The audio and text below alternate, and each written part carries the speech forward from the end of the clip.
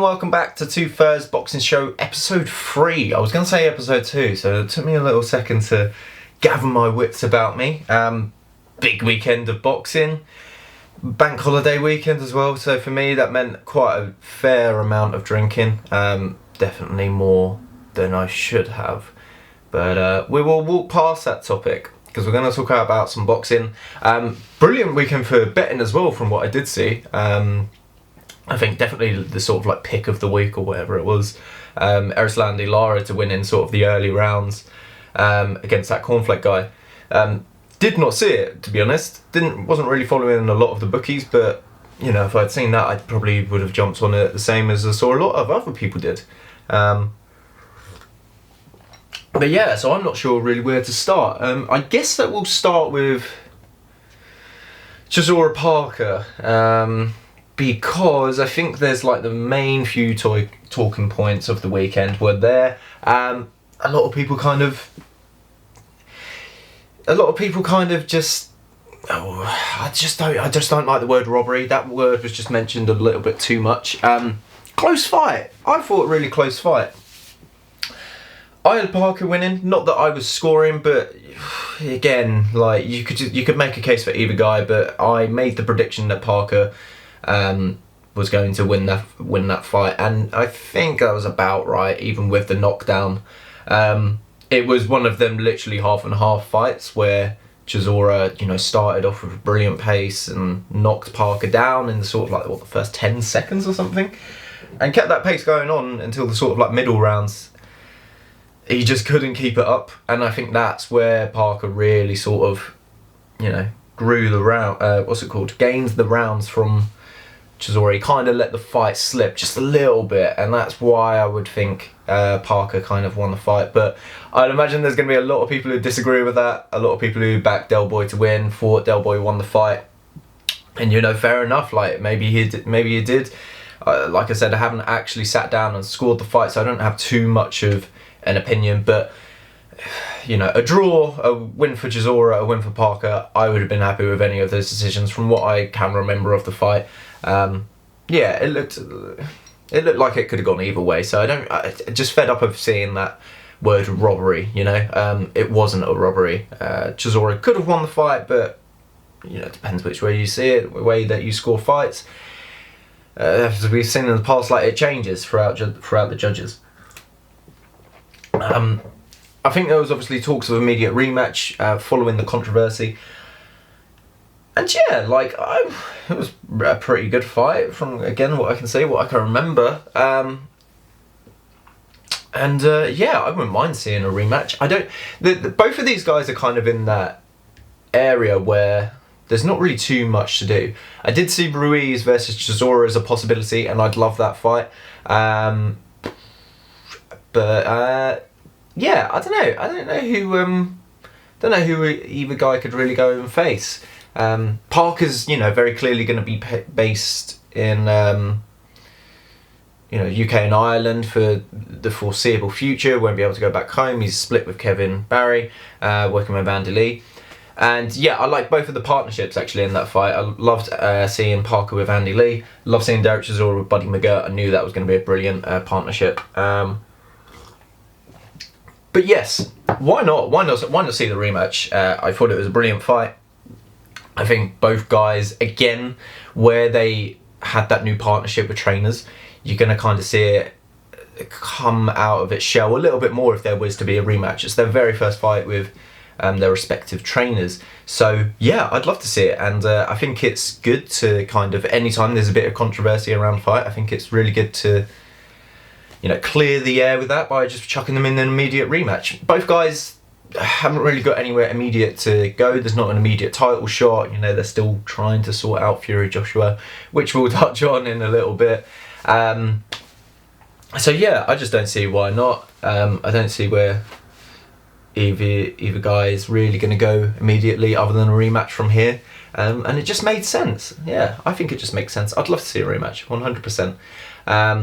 Mafalani Edwards, that was brilliant. Congratulations to Sonny Edwards is all I can really say. I was out of the pub at the time when the fight was going on, and was getting sort of, mentions that Sonny Edwards was doing really good. In-play betting was an absolute saviour. And yeah, like I think he's just, masterclass was kind of like thrown around. I think he'd done the best possible job that he could have done. It was a fantastic world title win. That's what it was. Not just for British boxing, but just for Sonny Edwards to, take that kind of fight against, one of the longest reigning champions in that weight division at the moment. Feared guy, fights on the road a lot, had some very notable wins in his career. Avoided fighter, really, Mifilani, and Edwards just, stole the show of the weekend almost, because for what was, considered a 50-50 fight, he kind of made it, made the odds. He was a slight underdog, not like a massive underdog, but, did well. It's a credit to himself. And I can't wait to see what's next for Sonny Edwards. I don't really know what's next for Mifilani. Again, he's sort of like, I want to say on the slide, but he's on the later stage of his career. Julio Cesar Martinez obviously holds the WBC title. I'm not sure if he has a fight. He was meant to fight, what is his name? His name will be on there, won't it? Was it Arroyo? I'm pretty sure it was Julian Arroyo. He was meant to fight him a few times now, so I don't know if they're still going to try and sort that one. But Julio Cesar Martinez, I'd like to see that fight. Why not? I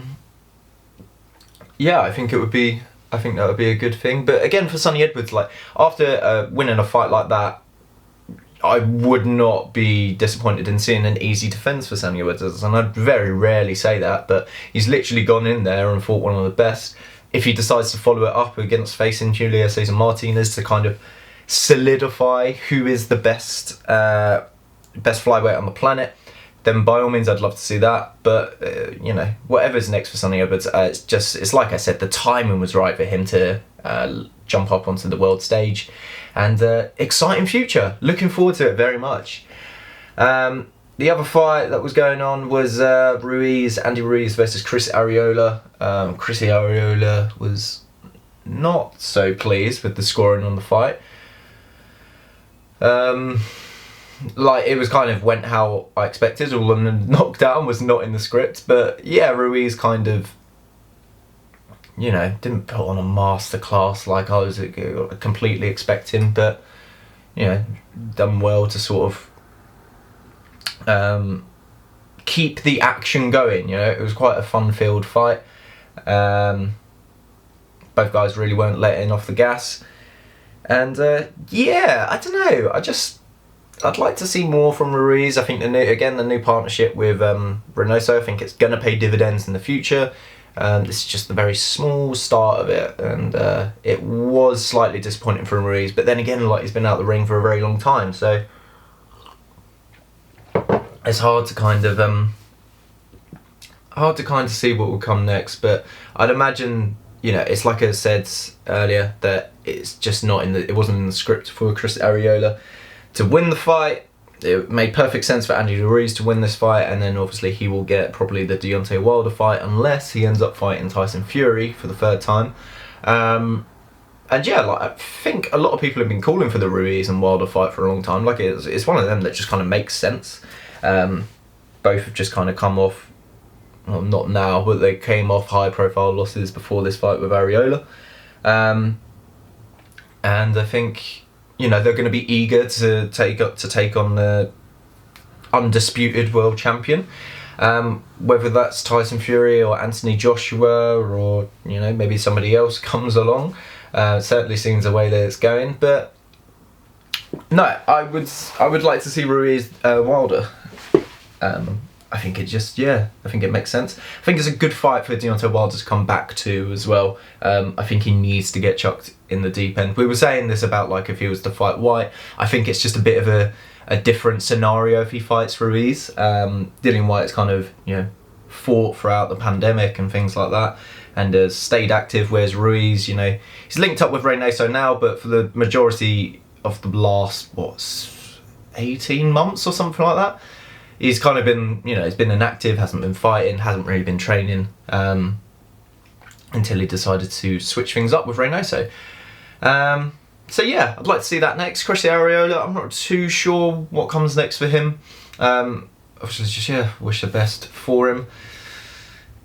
Like again, he's kind of on the latter stage of his career. Been in some great fights in the past.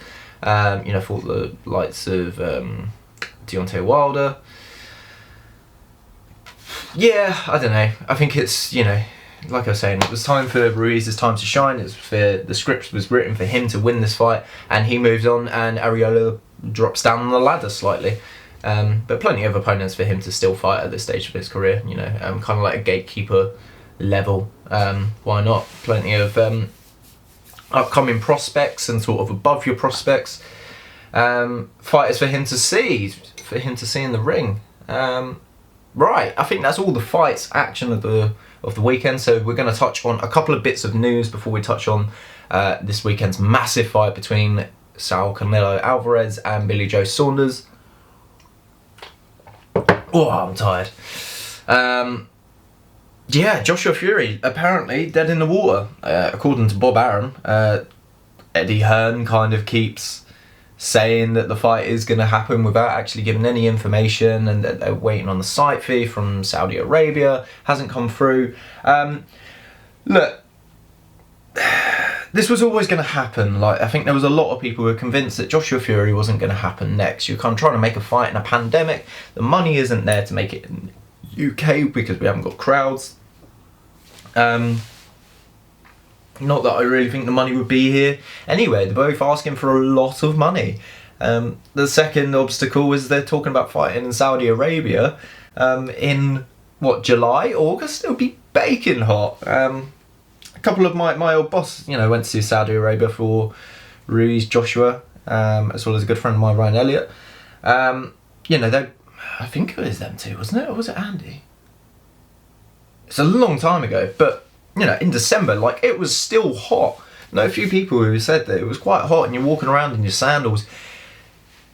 In July, August, it's going to be baking hot, and in an open air stadium, I just don't think that fight's going to happen. I just don't see it happening. So yeah, like, I wasn't surprised.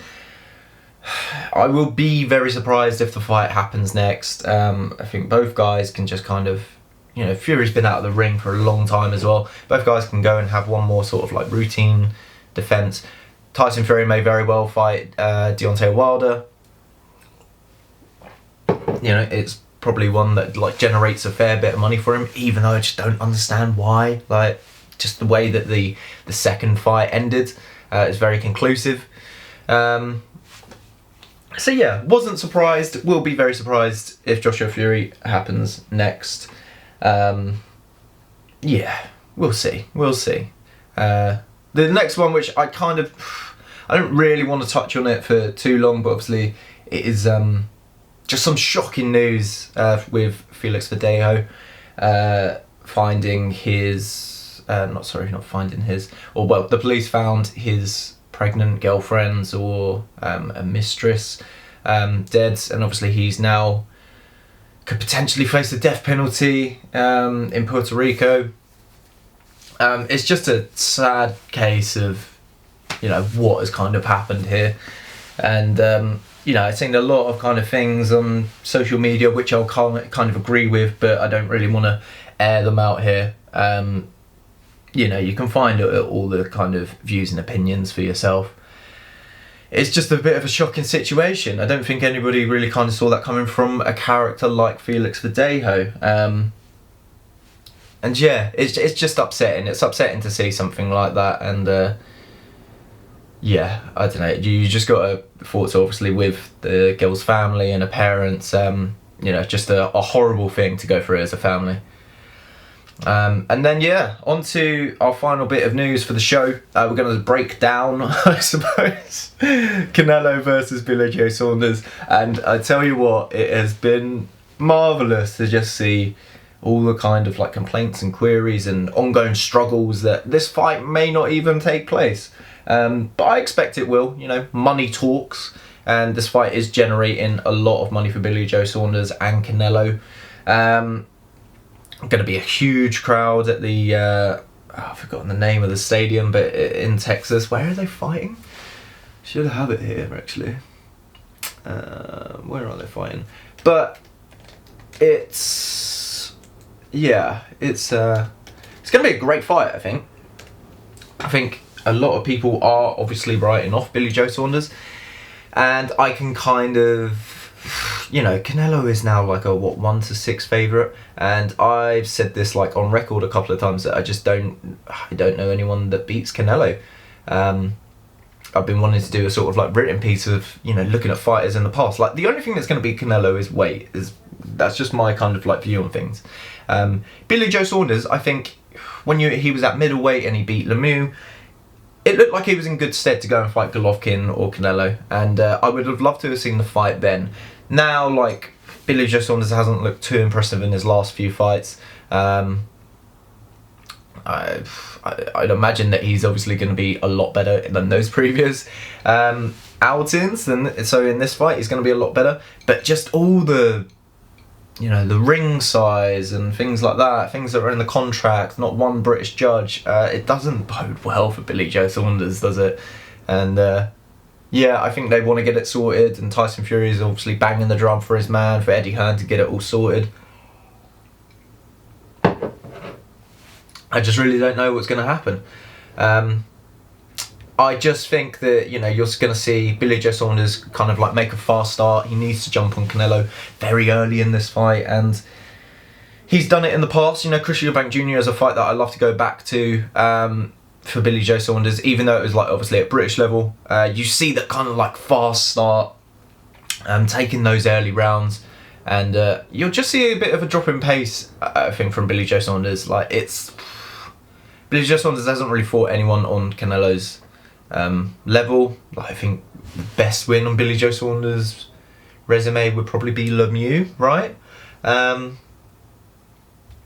know, you could say to some extent it was Chris Eubank Jr. or Andy Lee, actually. Oh my god, I completely forgot about that. But yeah, that was what, 2015? That's 6 years ago. He just hasn't had anything like that. Well, it was David Lemieux was 2017, just hasn't fought anyone recent, and I'm worried that momentum is going to be a problem for him. Billy Joe Saunders, like I've kind of just said it from a while now, I just don't know who beats him, and I think he will deal with Billy Joe Saunders quite handily. Look, Billy Joe Saunders is going to cause some problems for Canelo, there's no doubt about it. He's a slick mover, and you know, in the past, Saul Alvarez has struggled to some extent with movers of the sport. Erislandy Lara, Daniel Jacobs, great boxer as well. You know, Golovkin to some extent, you know, very fortunate for him to get the win in the first fight. A lot of people felt the same as myself. So yeah, I just don't really know. I don't know. Like, I don't think Billy Joe Saunders has got the punching power to pull off a win here. It's a big ask. He's a big underdog. And I think as well, like, all paths are kind of leading to Canelo getting the win here. I think you'll see a points decision. I've seen the odds that a lot of people are favouring Canelo to win by stoppage. Honestly, like, wouldn't rule it out. I think that is probably the way to go. If I was going to bet on the fight, I'd probably go with something stupid like round 7 to 12, or double chance of like round 7 to 12 or points for Canelo, but just, you know, no value in it, and you're kind of getting that with every Canelo fight as he continues his career.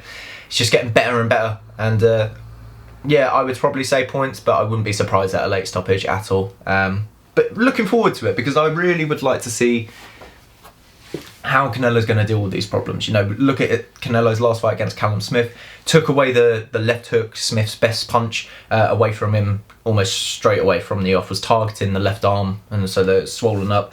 Just elite stuff, elite fighter. Renato in his corner, just, you know, they've worked wonderfully together. Yeah, I'm looking forward to it. I think Canelo will win this fight, and I don't know what will happen to Billy Joe Saunders, but I'm sure there's plenty of fights domestically for him. Could always go to the Billy Joe Saunders rematch. Billy Joe Saunders rematch, Chris Eubank Jr. rematch, and I think there's plenty of money to be made from that fight, but it's just if both guys want it. But yeah, I think Canelo wins the fight. That's pretty much it. I think that's all the conversations that we've got for today as well. So thank you very much for joining me today. Do apologise for this date being a day late. Birthday yesterday. Great birthday. Great to see you in the 25th year of my life. And yeah, like, looking forward to the fights this weekend. Going to be a good one. And yeah, we will see. We will. I keep doing this because I'm so used to having a co-host. But yeah, I will see you all next week. If you're listening on Spotify, once again, thank you for listening on there. Traction on there has been absolutely fantastic recently. As well as, what was it, the Marvel episode that we did, podcast episode last week's. Thank you to everyone who did tune into that, if you did. So yeah, please be sure to like this video, comment and subscribe if you're new. I'm going to bugger off now because I've got work in a couple of hours. And yeah, see you next week.